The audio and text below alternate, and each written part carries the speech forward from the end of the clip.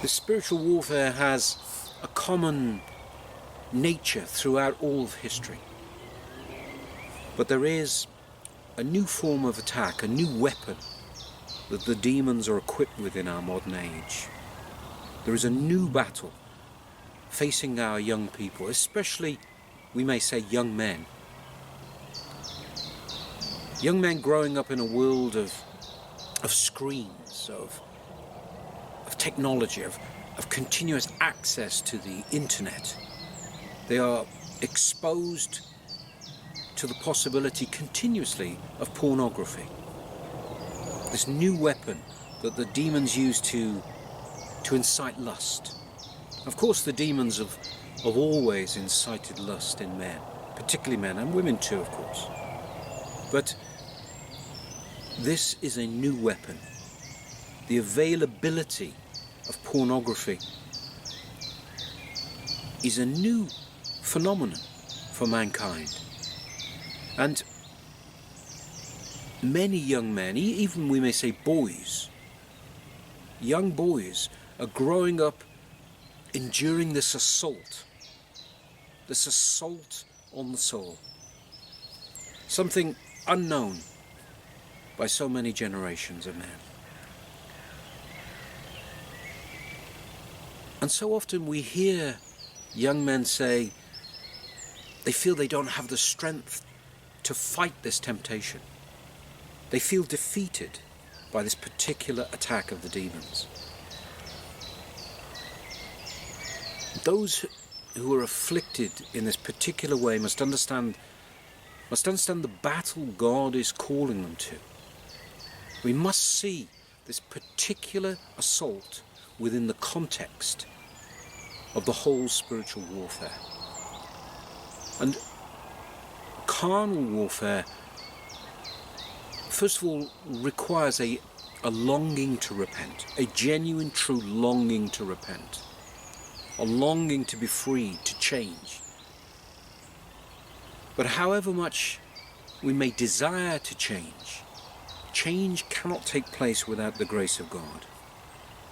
When lust is stirred, whenever we are exposed to any kind of image that may stir up lust, we must immediately hear God's voice calling us to fight, calling us to enter the spiritual battle.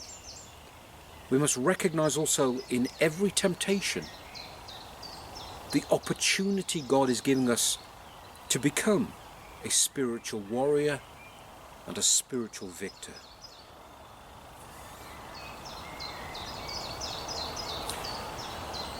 True spiritual wisdom is only acquired through struggle. We cannot acquire spiritual wisdom unless we struggle.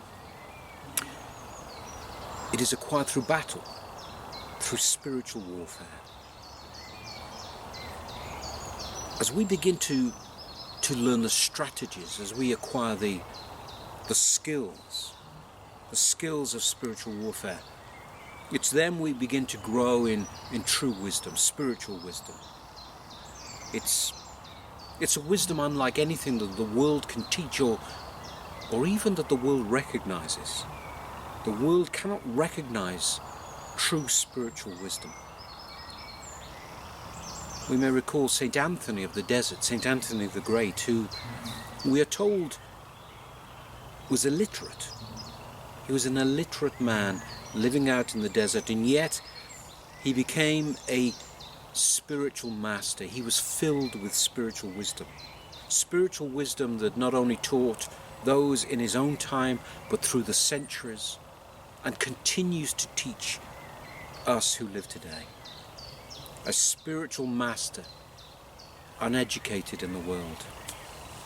And we, every one of us, we have no need of worldly philosophy.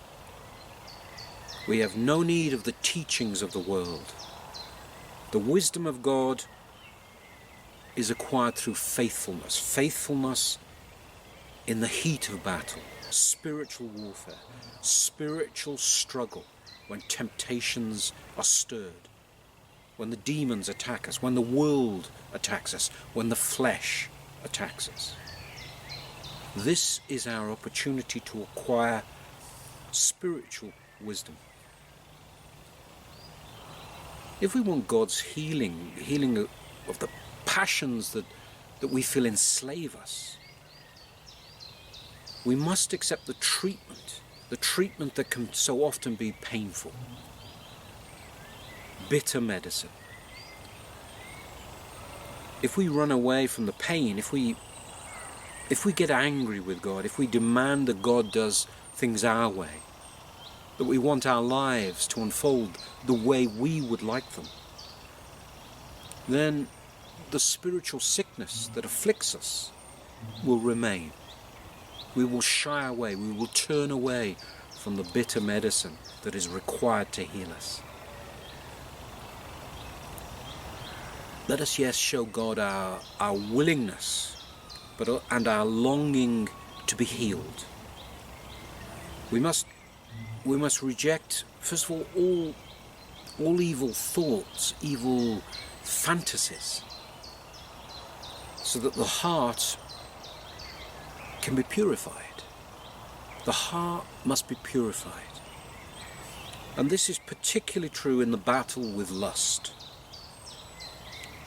The battle with lust can never be won until we purify the heart. But how do we do this? Well, we must guard ourselves. We must tame the imagination. The imagination, if it is allowed to run free, will not be free. It will be enslaved by the things of the world. It is a lie that the world teaches us about freedom, the true nature of freedom. We must guard ourselves from the bombardment of images, of noise that the world will throw at us. And we must learn to recognize evil, the true nature of evil. We must learn to recognize evil even as it attempts to enter us. Something the Church Fathers call watchfulness. We must remain watchful over our senses. Watchful over the senses where temptations may enter us. And then watchful over the heart, the movements of the heart, the fantasies, the images, the ideas that we can catch before they grow within us. None of this, of course, can be achieved if we allow ourselves to feel self-pity or resentful over these trials, or even over the bitter medicine that God offers us. As Christians, we must enter the battles God calls us to. And we must trust that, however bitter the medicine, we are in the hands of the divine physician.